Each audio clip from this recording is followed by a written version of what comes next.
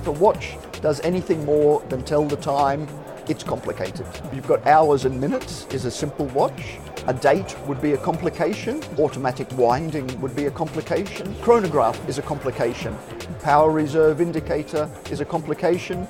And then you start to get much more complicated complications like minute repeaters, calendar watches.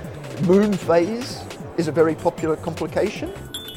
You have chiming watches, ultra-thin watches. Tourbillon is not really a complication, but most people consider it a complication because it's a hard thing to do and it's very animated, it looks nice on the dial. At the end of the day, I wouldn't call it complications, I would call it emotions.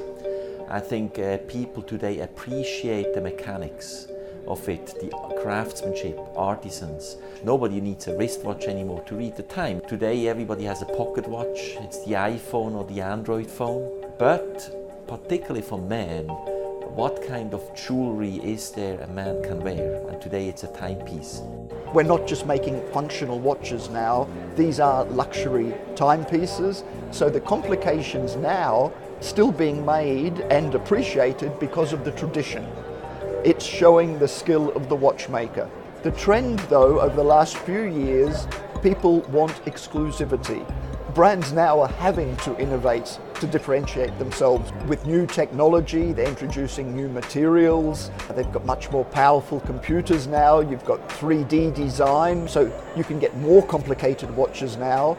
I'm launching, for example, between 20 to 30 pieces every year at Basel. And I'm not just talking about different type of dial. I'm talking about different type of movement, different type also of product. Complication has to be still useful. I'm not looking for the gimmicks where when you read the time on your watch, you have no idea where are the hours and the minutes because there are so many information. My main idea always is to say, okay, if we are looking for a new technology, it has to improve the accuracy of the watch and also the finesse of the movement. The more thinner they are, the more difficult it is. In terms of pricing, even a simple high-end watch would cost at least $10,000, and $10,000 would be entry level.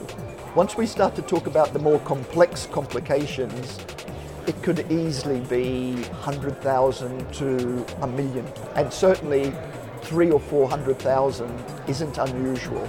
Great complications are very attractive, are just I don't know, it's like a wonderland. Particularly mechanical watches, they are really fascinating. The possibility to see a movement that go together and then work and keep time and keep maybe other function, it's just magic. And I think the beauty of that will make this industry always there.